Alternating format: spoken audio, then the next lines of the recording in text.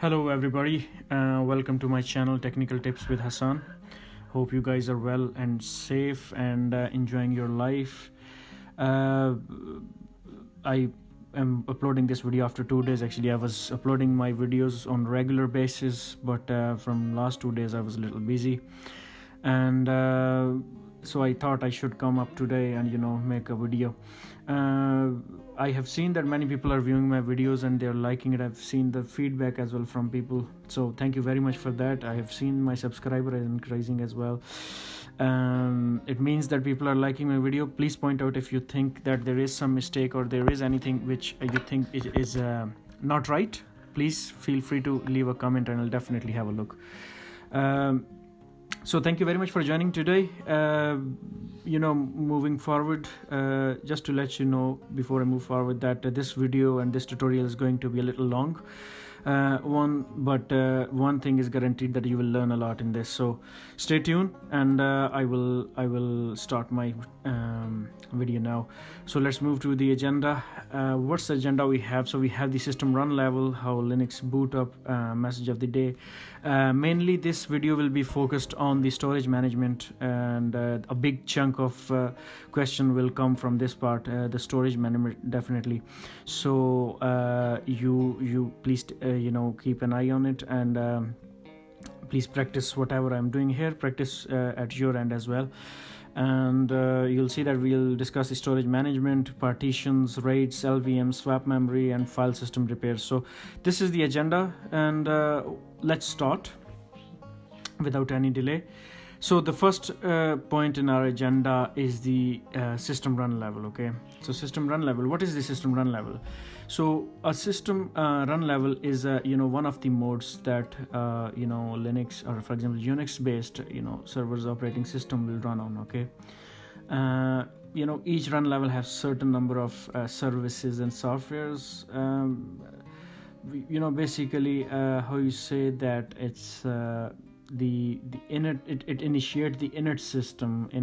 I will explain what is the init, and the whole system that defines what system services are operating. So they have different features, and we will discuss this, and we'll do the practical lab as well. So that's what the system run level is. Okay, if I say in the simple words, it's the states, it's the modes on which this Linux system run. So for example, you can see that the 10 if so the command which we use for this is the init command. Okay, init, and if we say init 0, it will shut down the system. Okay, for example, if we say init 1, okay, init 1, what init 1 will do is that init 1 will boot the system in single user mode. So what's the single user mode is that you will only see a black screen with command line. You will not see the the GUI and any other thing. The second one is the multi-user mode without network. Number 3 is the multi-user mode with network. Okay, and then you have number 5, which we usually use, is the multi-user mode with network and GUI. GUI is the graphical user interface, so that you have like in Windows you have a proper nice screen, backgrounds, folders. So that's what it is. And the 6 is of course the reboot the machine. So we will definitely discuss 2 of them. Okay, rest of them you can practice it yourself. So before I go to the practical lab, I just want to tell you that I have the virtual machine here. Okay, and if you don't have the virtual machine, I would suggest you to go our lab tutorial, lab setup tutorial, and check there how we have set up the virtual machine there, and then I would suggest you to come here and follow this lecture. So please keep a sequence. I made a playlist as well there on my YouTube channel, so you can follow the sequence of the videos there, and you will get to know that which tutorial you should watch first. So let's see this. So we'll check who I am. I am logged in as root. Okay, I would say check this. I would also suggest you to practice the top command as well. Okay, and I explain it very well that what are these features and how we can deal with it, how we can kill the process within the top command. So please watch that video as well. Okay, let's get back to the system run level. So for example, init, I want to go in a single user mode, which is number 1. Okay, and we'll see how it will goes away. Okay, so if I say init 1, okay, now let's go to the init 1 and you can see the virtual machine. You see that before we had the graphical user interface, we had everything, but now what we have, nothing. Okay, we just have the so this single user mode. Okay, and that's what we are dealing with here. And now you see that how we will log into the machine and how this single user mode will work. So let's quickly check here what's going on. Okay, sorry, so let's actually come back to this. I'll do it again.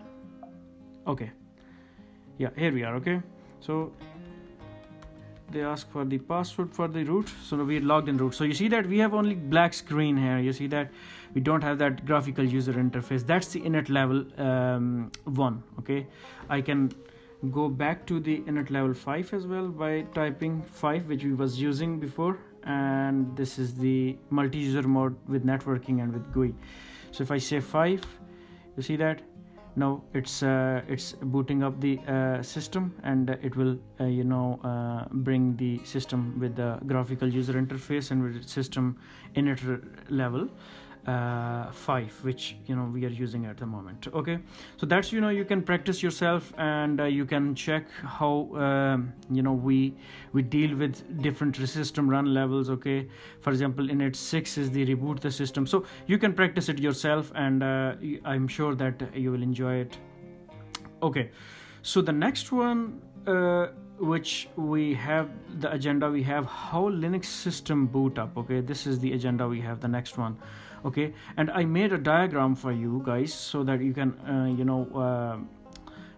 that diagrams make you understand that how the things works and how we deal with it. Okay, so the diagram we have here. Okay, so what exactly is the BIOS? So the BIOS is the basic system input and output. Okay, BIOS looks for the bootloader, where is the boot, for example, hard disk and floppy and these kind of things. Okay, so when you press for example the power button, so BIOS will look for these kind of hardwares and look for the boot. Okay, and also execute the MBR. So MBR, what is MBR? MBR is the master boot record. Master boot record is located in the first sector of the hard disk. Okay, and very small in size, maybe in between maybe 15 to 20 MBs, and it basically what it do is it execute the grub function. Okay, what is the grub function? Is the grand unified bootloader. Okay, what bootloader is? It's basically when MBR goes to grub, and if you have a multiple images on the kernel, grub will give you option which image needs to be executed. Okay, and then after the grub, the kernel, so kernel actually executes the init program, which I just showed you how we was dealing with different run level with the init program. Okay, and init handles the run level. Okay, init handles the run level, and after that then we have the systemd. Okay, what systemd do is it then start the it start all the required processes. Okay, if you go into directory etc systemd, system default targets, to bring the systems to the run level from and that we have total 7 run levels from 0 to 6. So that's basic, very very basic, how you say, very high level information on the how the Linux system boot up. It's very important if it comes to the interview. because in the interview mostly people mostly recruiters or the technical recruiters, they usually ask how the Linux system boot up. So you should know this, how the Linux system boot up. Okay, so that was the second point of the agenda. The third one is the MOTD. It is also a very important thing which I thought I should practice. MOTD is the message of the day. Okay, so basically in the corporate environment, okay, you see that this is a simple virtual machine. I haven't configured anything on this, but in the corporate environment, for example, if you are working as system administrator, if you have access to certain Linux servers or virtual machines, they usually have the guidelines when you log into the server. The first thing which comes up, for example, if there could be the name of the web server, there could be the any guidelines, there could be the notes, which can be there. So if any new user will log into that server, he will read that. Okay, so I think I do the lab and you will understand it better if we go to cd HCMOT. Oh yeah, I think it's the file. So vi, let's see, and what is the vi editor? If you don't know, you can go into the playlist of my YouTube channel, and you will find out the vi editor, and you will get your hands onto this. Okay, so we are in the file in HCMOTD. Okay, I'm gonna write something here. For example, I just put these lines here, just to keep the text in the commas, for example. So I will go like this. Sorry.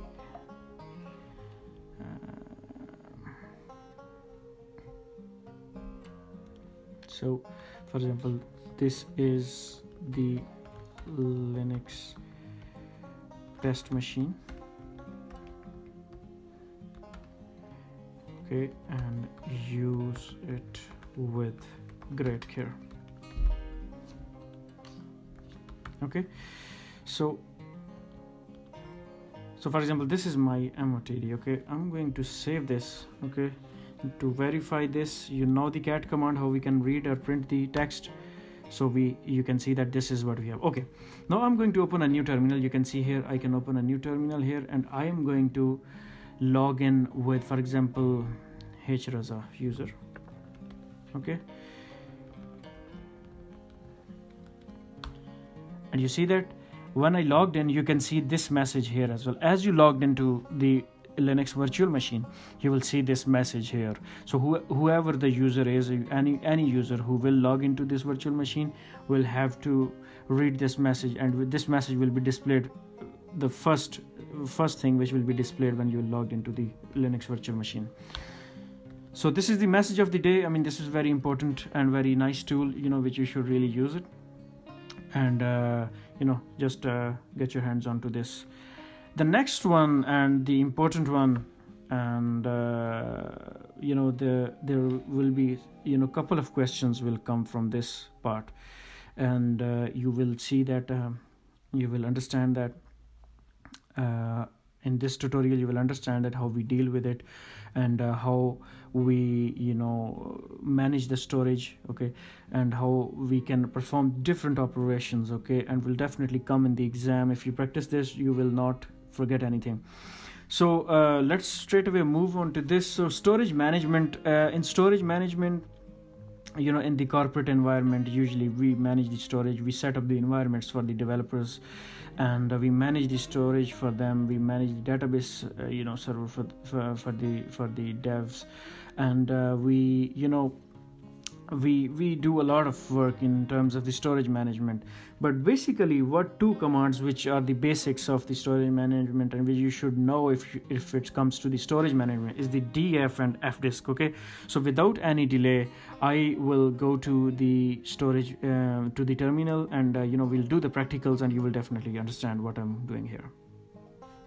Okay, so if you see here the df command, you see that. So basically, df command, what the df command is doing is telling you the system, the Linux file system is telling you how much space is consumed by the root, how much system is given to the other part of systems. So this is what exactly it is, but you see that you can't even read it what it is exactly. To make it human readable, we for example say H or T. So you can see this now. You can get a proper reading format. So you can see the file system here. So for example, the root, so 8 gigs of the space is dedicated to root, and 4.5 gigs has been used, and 3.5 gigs is still available. The used one is 57% of the total disk has been used here, as you can see. What's the file system is the XFS file system, okay?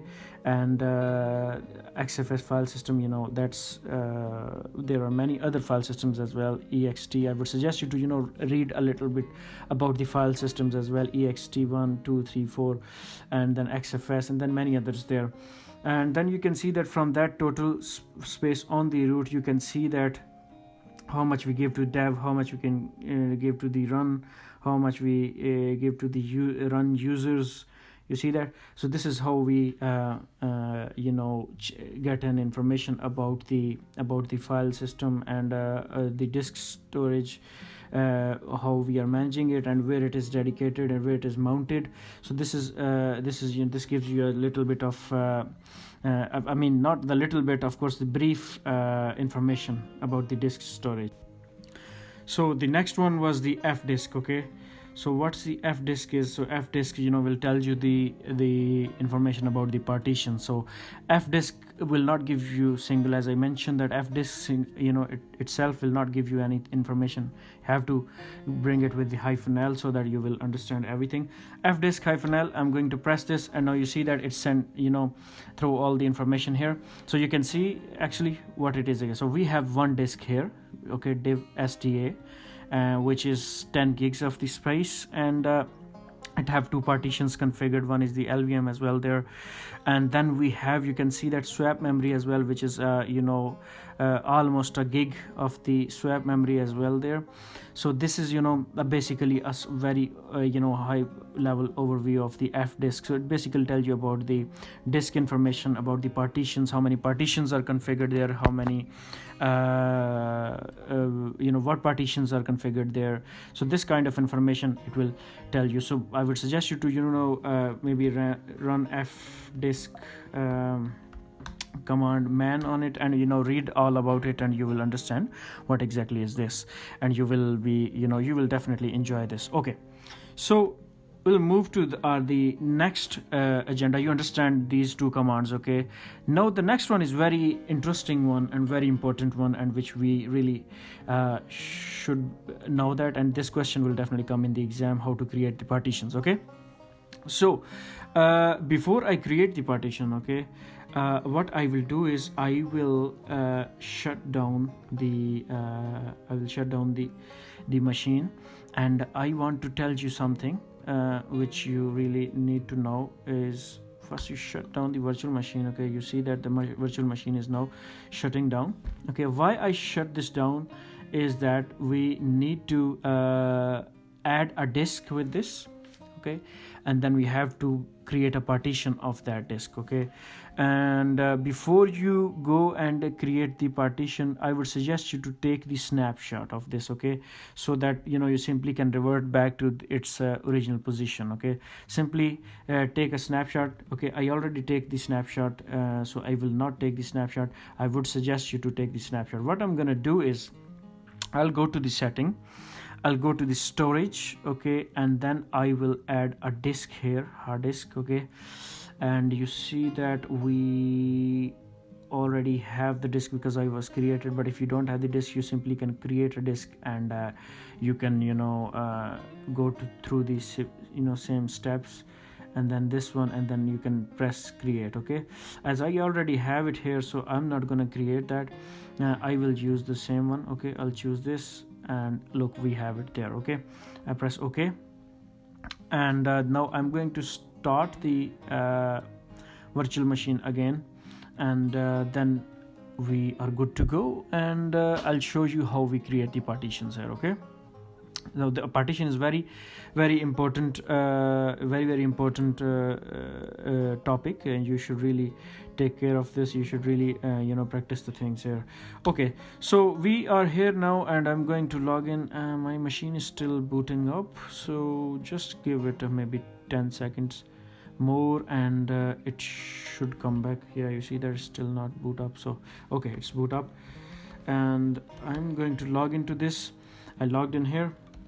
Now if we press the Fdisk-L, so I would really suggest you to check what's the difference when I for example run the Fdisk before, okay, and what's the difference now. Okay, so if I say Fdisk-L now you see that before we had only one disk, there are two partitions, and then we had this portion of the swap memory and everything.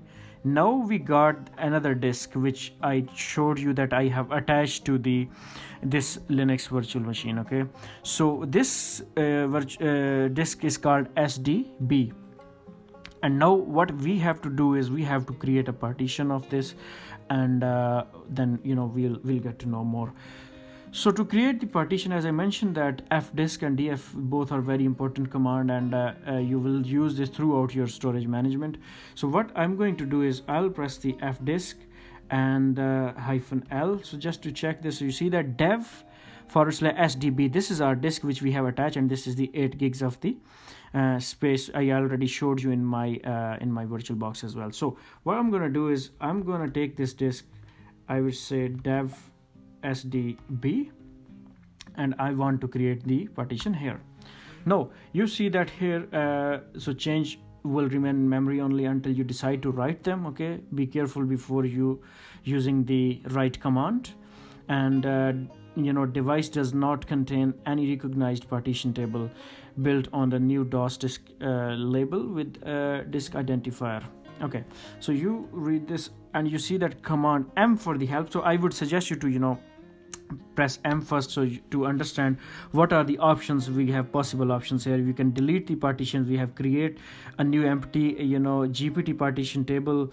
We can add a new partition. We can create an empty DOS partition table. Okay, and there plenty of options there, but what we are interested in this, we want to go for the option N, which is the add a new partition. Okay, so I'll go for option N, and you will see that next how it goes. Okay, so I press N, it's at the partition. So the next one is is it the primary partition or the extended one? So we don't have any partition already created on this disk. Okay, so we will go for the primary with the default option, which is P. Okay, the next one is the partition number. Okay, so for example, if you want to create more partitions, you give them the partition numbers as well here. Okay, default one is number 1 because we don't have created any partition, so we'll go for this. Okay, first sector of the partition, we'll keep it as default, and the next one is the last sector. So this is what we have to decide. Okay, so for example, this disk was 8 gigs. Okay, for example, I don't want to use all of the disk. Okay, what I will do is for example, I want to create a partition of 3 gigs. Okay, what I will do is I'll press this plus 3 gigs and press enter.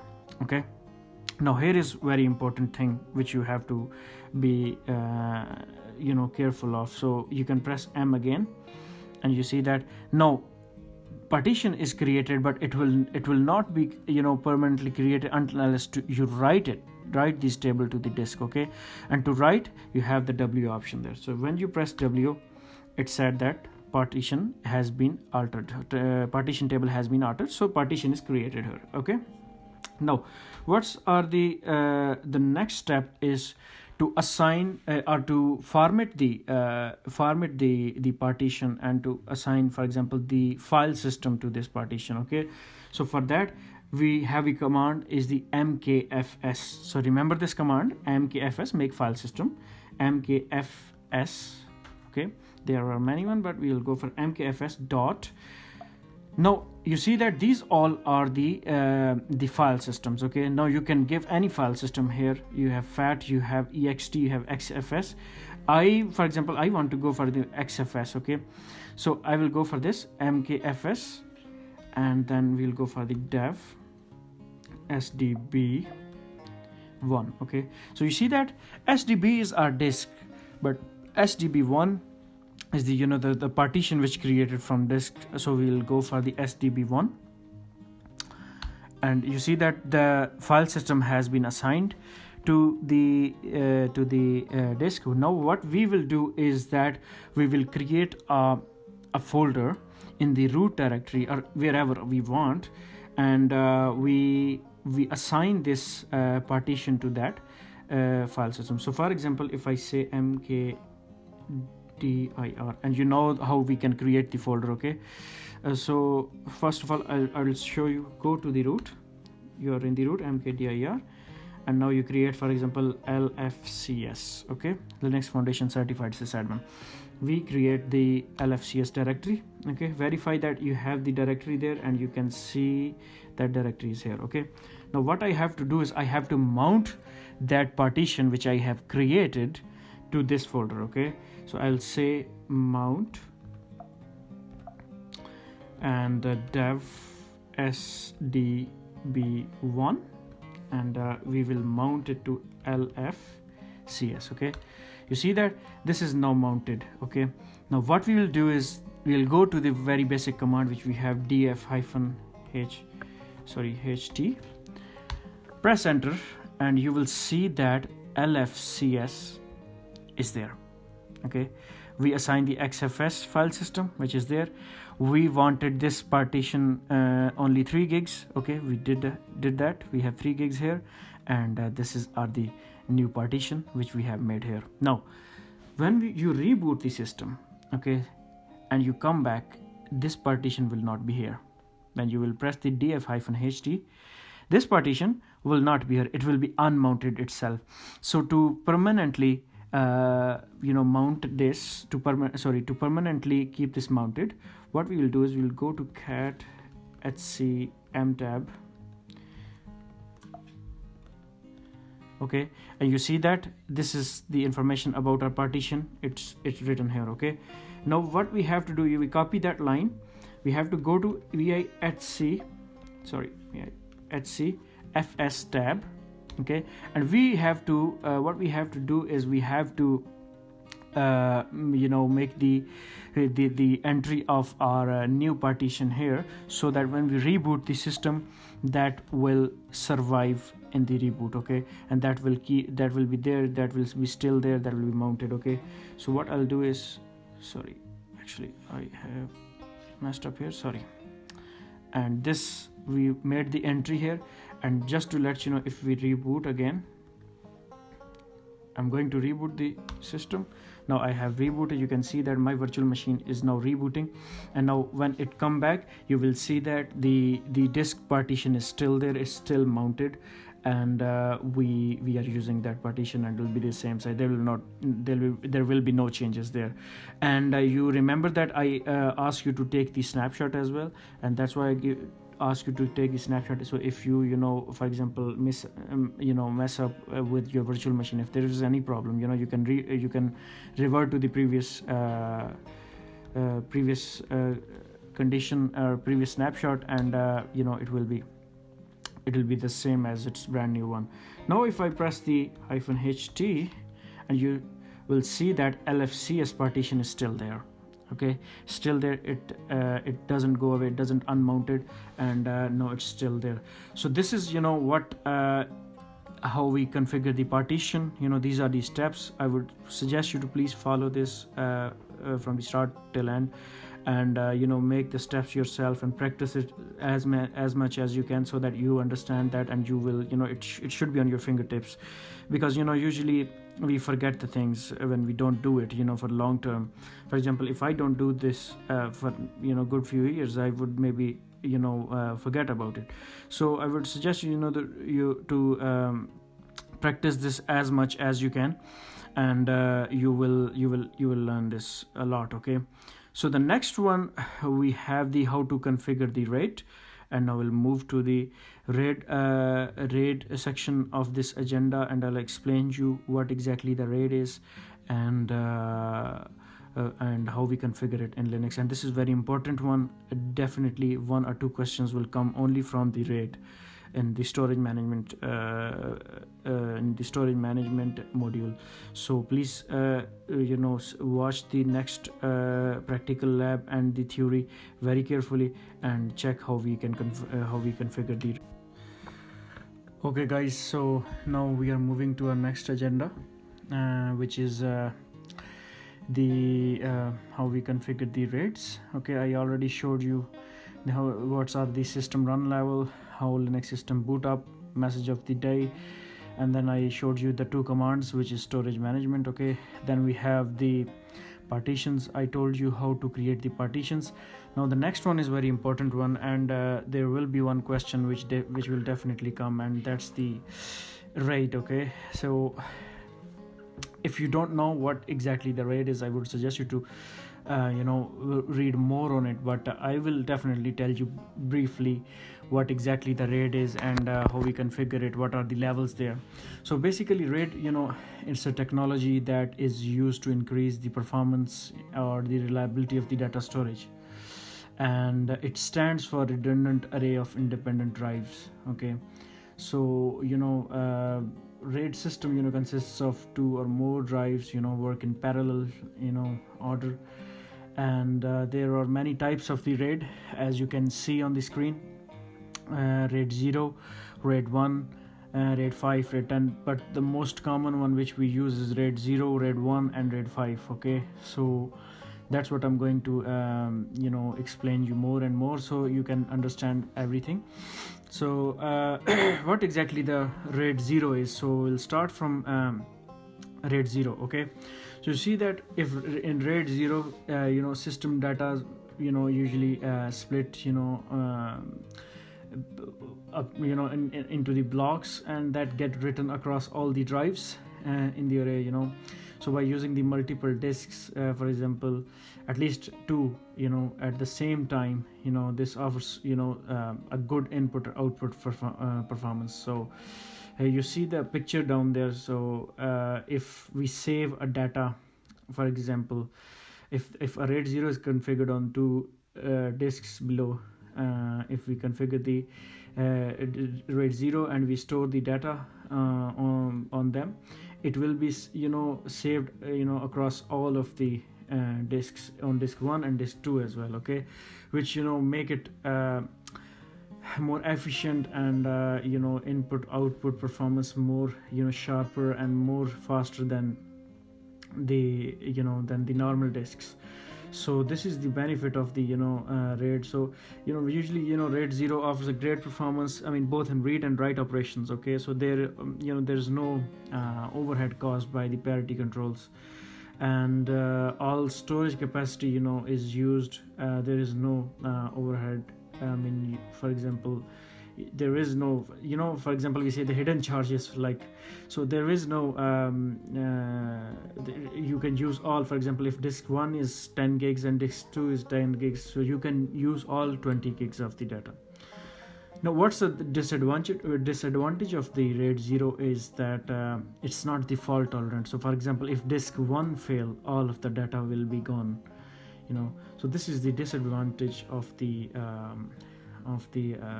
RAID 0, but it's good in performance. The next one is the RAID 1. We also say it RAID 1 mirroring as well. We use the mirroring technologies in which data are stored twice by writing them to both of the disks. Okay, so for example, if we have a data for example, we have a data of 1 gigabyte. Okay, it will, if we save on the disks on which the RAID 1 is configured, it will be saved on all disks. It mirror the data. For example, if I save a data in disk 1, it will keep that data and mirror that data to disk 2 as well. Okay, and but the advantage of the RAID 1 is that it has an excellent read speed and write speed, that is comparable to the a better drive. And also, in case one drive is failed, data, we don't have to rebuild the data will not be lost. We will have the drive. Yes, of course, if both of the disks lost, the data will be lost, but usually if one disk lost, you will have the data. Disadvantages. What's the disadvantages? So for example, if you have disk 1 in RAID 1, if you have a disk 1 is 10 gigs, okay, and disk 2 is also 10 gigs, typically, or how I say, I mean, the sense is that we should have the 20 gigs. No, we will not have the 20 gigs, we will have the 10 gigs only, because it will mirror that data as well. So if we have a file of 1 GB, okay, and we save on these disks, these disks will consume 2 GB space to store 1 GB file. So that's the disadvantage, and it's also I mean, for example, RAID 1 does not always allow a hard swap of the failed drive. So that's a bit of a problem. So that's a disadvantage here. The next one is the RAID 5. So we also said that stripping with parity. So for example, in this RAID 5 we have stripping and parity both. Okay, so for example, in RAID 5, the most common and secure, for example, it's the most common and secure RAID level, okay, and it requires at least 3 drives, but can work up to, for example, 16 as well. And this is a very nice and very most widely used RAID level. Okay, so for example, the read data transactions are very fast, while write data transactions are somewhere a little bit slow. And if a drive fails, you still have access to all data, okay, which is make it redundant. And it's a very a nice and commonly used RAID. Okay, so that's a bit of the RAID level. RAID 10 is also for example, there it's the combination of the RAID 1 and RAID 0. So I would ask you, or I will give you the link as well. There's a very nice link in which the RAID has been taught in a very well manner. I will give that link in the description. You please have a look, and it will be very beneficial for you guys. So let's move to the practical. Okay, before I move to the practical, I just want to tell you that I have a snapshot which I have saved. Actually, I attached the 2 disks to my Linux virtual machine, and that it's not it's not that difficult. You simply can go to the settings, for example, go to storage, and here it's disabled because Linux machine is still running. So to add the disk, you have to shut down the virtual machine, then leave it on controller, and here on the plus sign, as you can see, it will be green. Click on this, and then you can add a disk to this. So I have already added 2 disks there. I just want to show you, and so now, so you can see that I have 2 disks already here. SDC and SDB. No partition is configured at the moment, and it's just clean and clear. So what we're going to do here is that, first of all, just to configure the RAID, I'm going to configure a RAID 0 on it. Okay, I will ask you to configure RAID 1 and 5. If you understand how I configure the RAID 0, you will be able to configure the RAID 1 and RAID 5 easily. Okay, and it will not be a problem for you guys. Okay, so what I'm gonna do is I'm going to create the partition first on the dev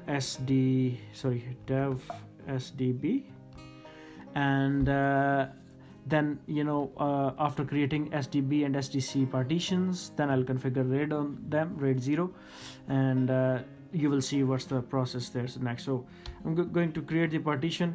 As you know that we have M option here to get the help. So what we need the N option for the new partition. Okay, new partition, and of course I want the primary one, so I can do that. Partition 1, yes, I want the partition 1 in this. The first sector I can keep it default. The second one I can say, for example, plus 3 GB,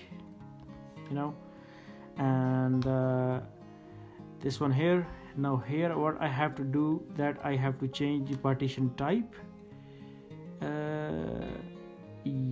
Yes, and then I'll press L to see what's the partition type I need. So here you can see the FD code, Linux RAID auto.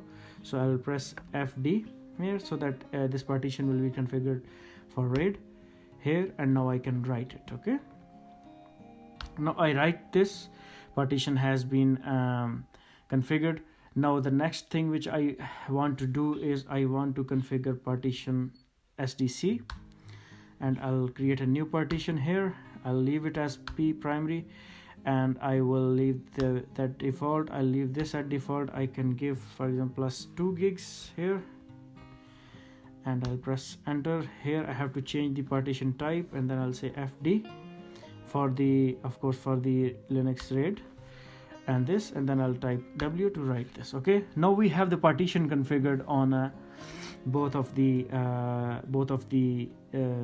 disks. We can check LSBLK as well, so you can see the STB and SDC both are ready, and we can work now on this. Okay, now the partitions are configured. Now the next command which I would do is the part probe.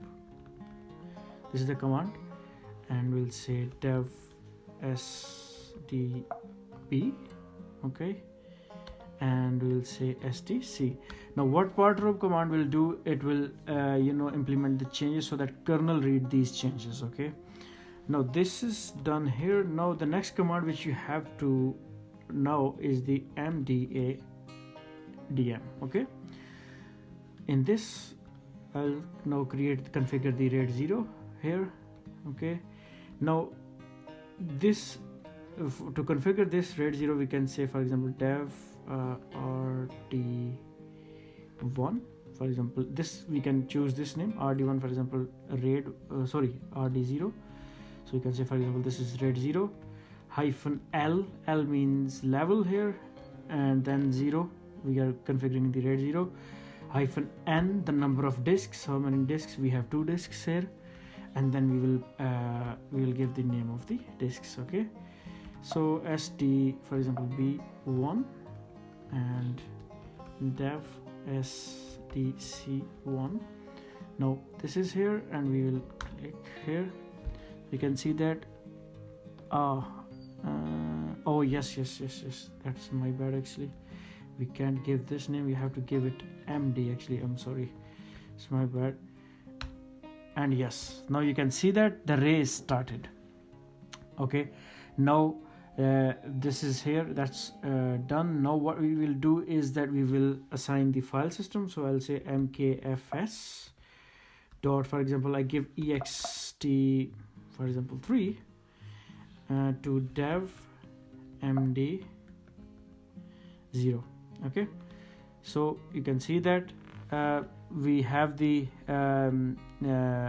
file system assigned to the RAID, and we can check the detail as well. For this, just clear the screen. So mda-dm dash detail, and then we can md0. Now you can see that the details when we have created it, and what's the RAID level is 0. What's the total size, you can see it's 5.6 gigs, and then you can see the name of the host, and then UID, events, there's no major events there, and then you can see that number of drives we have involved in this. You can see SDC and STB is there, and you see you can get a lot more information. Now next one which I want to do is I will say for the mkdir dir,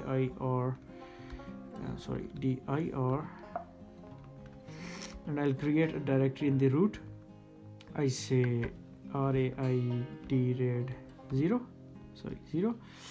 and this is created. Now I will mount dev md 0 to RAID. So that's now you can see that it's now mounted. Now we will check the disk size, and we can see that we have the RAID 0 mounted here. It has the ext3 file system. We have the size of 4.8 gigs, 4.6 gigs is still available, and that's how we configure the RAID 0. Now for RAID 1, you will do the same thing except the RAID command, where you will set the level is to level 1. In RAID 5, you at least should have 3 disks, okay, and then it's the rest of the same process. You have to create the partitions, and then the RAID will be configured. So it's very easy. I'll leave RAID 1 and RAID 5 to you, so you can get your hands on, and figure out how you can manage it. Okay, so that's pretty much it. I'm just gonna do a shutdown here now, and I'm going to restore it to my previous disk edit. I'll restore this because I took this backup snapshot before, so that it's easy for me to revert my changes. Anyways, so that's done here. Now the next one, which the topic we have, let me see, what is it? It's LVM. So LVM is very important one, okay, very important topic, and it's you will get a question in the exam for sure, okay, and let's hit it on. Okay, so the LVM we have here, okay, so I just made this diagram. I'm not good in the diagram, so just bear with me. I'll try to explain you as best as I can. So if you have any better suggestion, please let me know, and then I can. Okay, so here you can see that in the first picture, okay, in the first picture you can see that there is a one disk, okay. For example, take it as this disk we have in our Linux system. We have one disk, like initially we did have that, and then just drink a water a little bit. Okay, so we have disk 1. Now disk 1 is, you can see that we can assign some of the space from disk 1 to root, some of to home, and as per our needs we can do that. But if we assign, for example, if we want to increase the disk space somehow, or if we want to get more throughput or input output performance, it's only a one disk, how much it can work, so LVM, basically you see that in the second picture, logical volume, the main concept of LVM is to combine the disks in a group, and then you can use it as you want. So for example, you see that disk 1, sorry, I just didn't put the number. So for example, in yellow you can see disk 1, 2, 3. So for example, we combine them, configure LVM on them, okay, and then we make a group of them, okay, and then we made, for example, 3 partition from that one group, okay. Now these 3 partitions are working fine, okay, and working great. So for example, if we want to increase the space of partitions, we will not touch the partitions. We can simply add more disk, If we want to decrease space, we can remove one disk. We don't have to configure the partitions, again and again, and it will be dealing with only the volume group. It will, it doesn't know that how many disk spaces are there, if are there partitions are configured, what file system is there. No, so that's the basic concept is that you combine the disks, make a group, and make them work together, okay, make them work together. So that's a little how I say the basic concept of the sorry, LVM.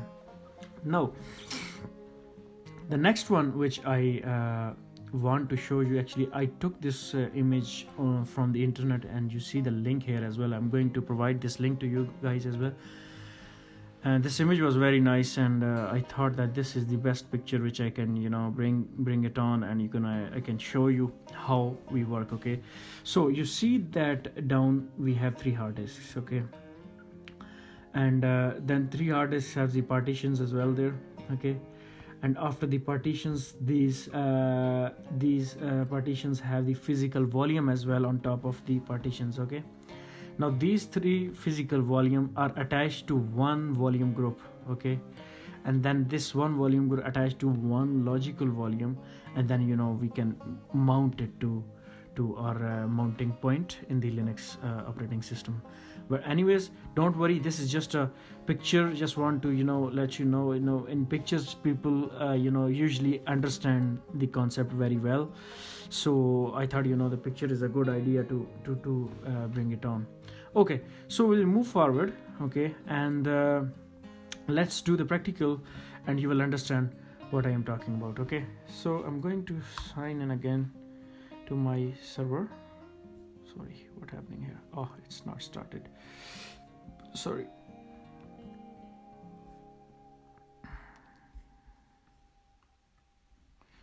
Okay, so sorry, it's on, I think. Should be okay. All right, it's on now. Come on. Yeah, that's all right.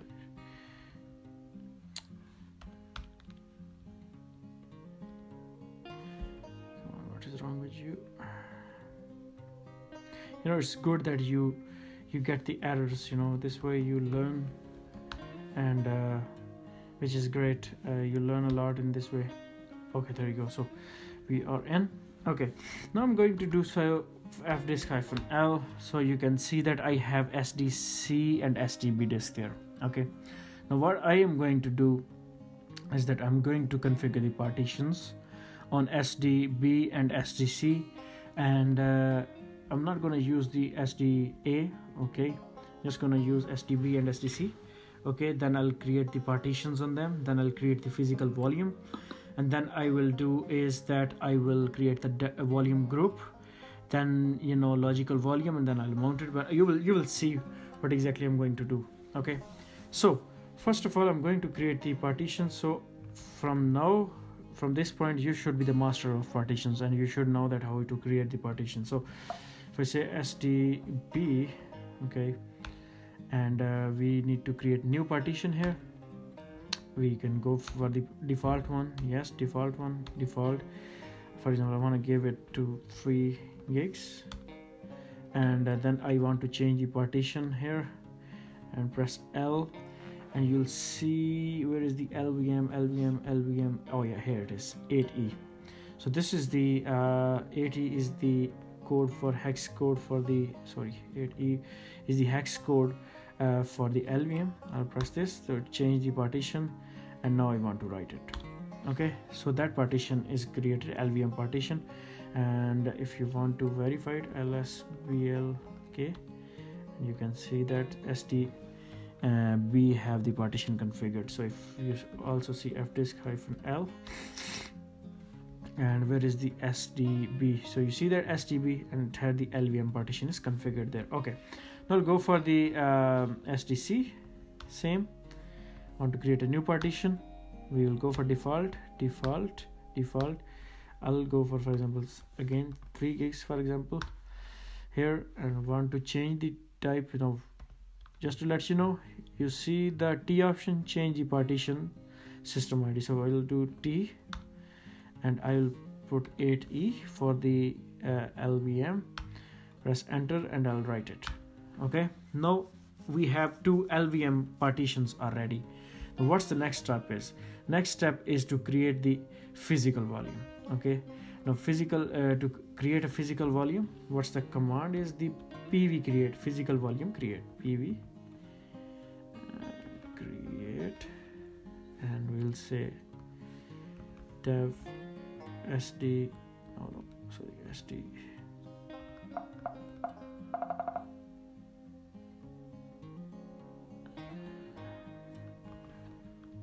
one physical volume created SDC, then and also physical volume is created successfully.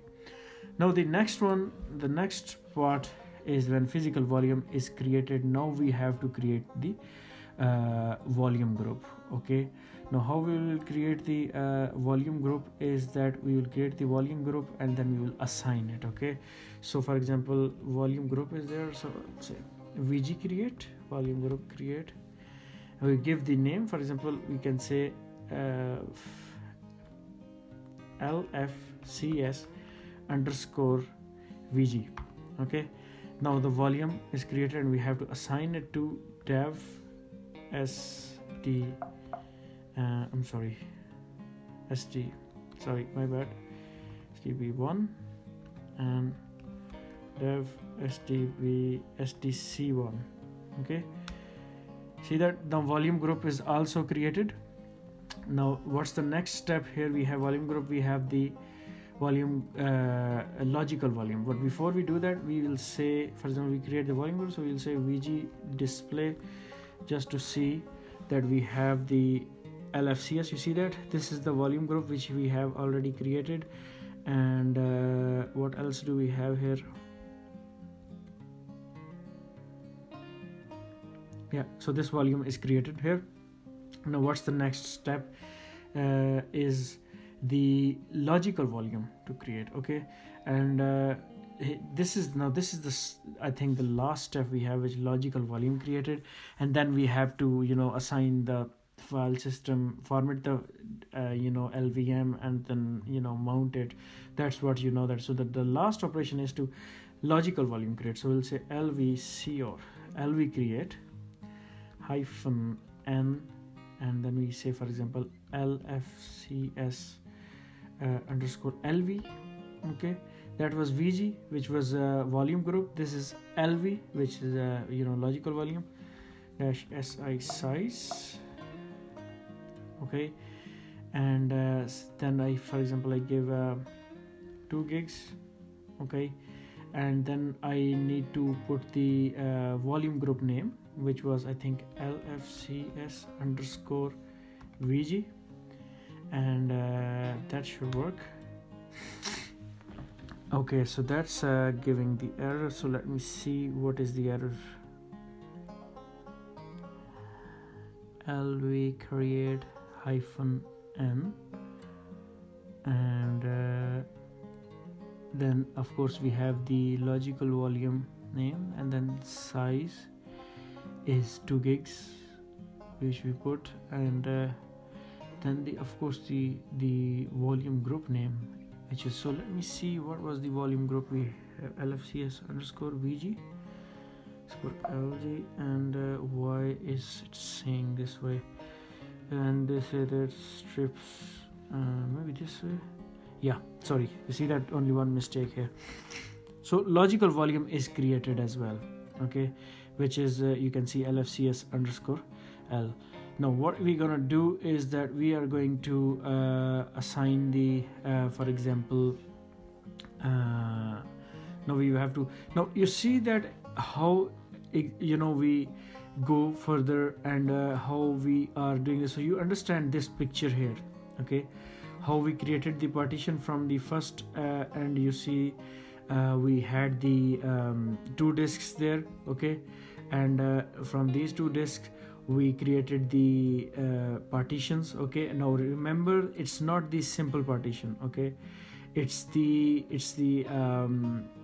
partition which is created from the LVM, and we use the hex code as well here. Okay, and then we created the partition, and then we created the physical volume. Now you can see that till the physical volume, it's just for the individual partition. Okay, it's not for the, for example, for all of the disk as a whole. Okay, so remember this picture here. Okay, remember now at this stage we are at the logical volume here. So we are already created the logical volume. The next step which we have is the mounted. So before we mount it, I just want to check. So LG display, it should LG creates, we did have, sorry, logical sorry, logical volume, sorry, my bad, LV display. So if you see that in LV display we have the logical volumes here, so you can see that dev logical volume, volume group, and then logical volume, you can see that. So that's how you can see from here. Okay, you can see how we can set up the file system. Now the next thing which I want to do is the mkfs dot, and you know this already, so file system, and I'm going to assign it to it. So you see that it's assigned already to that logical volume. Now we want to mount it, so what we'll do is mkdir, I'll say lvm dash LFCS. Okay, I created this directory. Now I'll do is mount this one to L here. Now if I say df-ht, and you can see that we have the logical volume here. Now remember one thing, if I press up arrow key, key, you will see that the only size which we give was 2 gigs. That's why we have 2 gigs. Otherwise we have more size in our volume group. We can create more logical volume. We can assign it to them. So that's the purpose. That's the purpose of the LVM, and that we can change the disk, extend the disk, and it doesn't impact on the partitions. So that's I hope you like this one, the LVM topic, okay, and you understand it. If you have any question, please feel free to reach out to me, and I'll try my best to give you the answer. And from LVM, that's it. We'll move to our next topic, and the next topic we have is the last topic is swap. Okay, so what is swap and why we use it? So I'm going to explain it now. So here is the swap. Okay, I'm sorry. So swap, swap is a space, for example, in Linux, which is used when the amount of the physical memory, for example, RAM is full. Okay, so if, for example, system needs more memory resources and the RAM is full, and the inactive pages in memory, are moved to the swap space. So, for example, while swap space can, help machine with a small amount of RAM. It's not the alternative of the RAM, but it's this, even when the RAM is full, it just give a little breathe to the RAM so that the system doesn't crash. So we move to the terminal, and it's better that if I show you. So the first command which we use here is free-m, and you can see that we can see the memory as well, the memory size we have here, and we also have the swap space as well. Okay, and how we can add the swap space? So no, that's a very important question, and that can come into the exam as well. So make sure that you get your hands on. So the command is, so for example, dd. Okay, so first I just want to show you something. Fdisk-l, if you see here, and you can see the where we can find, sorry, here is the swap. Okay, and you can see this in this space. Okay, so what I'm gonna do is, the command is dd if equals to dev 0, should complete the auto completion. Anyways, it's all right. 0 of equals to, you can give the name, for example, LFCS-SWAP swap. Then BS is the byte size, equals to 1M, and then count is equal to, for example, 1024. Okay, all right, so you see that records in, record out, so it's created. So what was this command basically? Okay, did you mean it will create the file of the oh sorry, file of the swap space which is already there of, you can see you can give any name here. Okay, I give LFCS-swap, and the byte size, so that's the standard. Okay, byte size is equal to 1M, so the standard, for example, is the megabytes. It means that we're going to define the space which we are going to add in swap space in megabytes. So byte size will be megabytes, 1 megabytes, and then count is, for example, I have added 1 gigs to our virtual machine, sorry, to our swap space. Okay, -h t, if I do this, it should be, oh no, it shouldn't be here.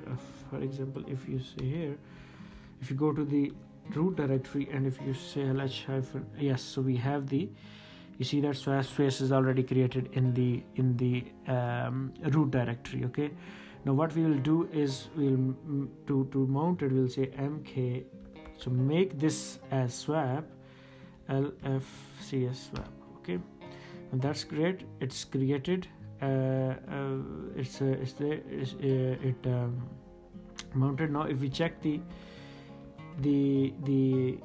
swap space, you see that it's still the same. Sorry, it's still the same, it doesn't increase. So why it doesn't increase? We have to swap on, you know, to mount this. So swap on, and then we'll say LFCS, what's the name, LF, why not?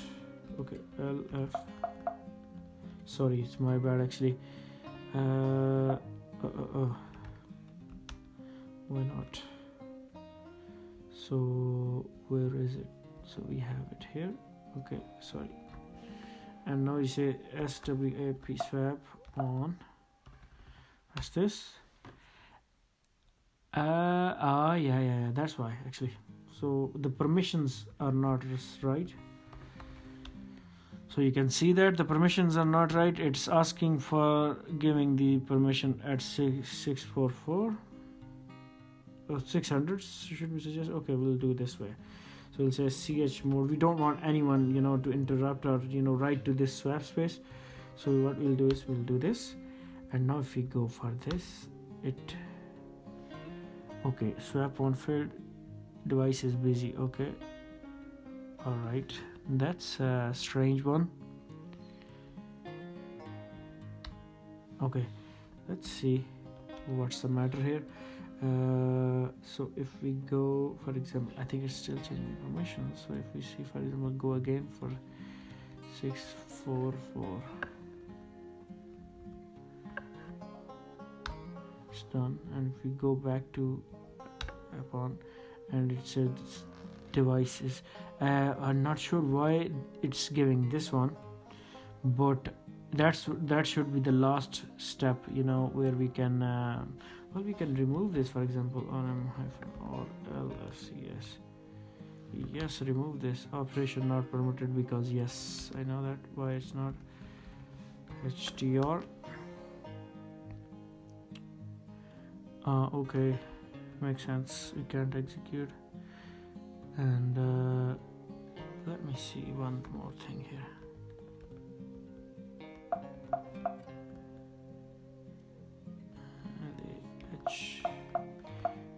There was a command and FCL.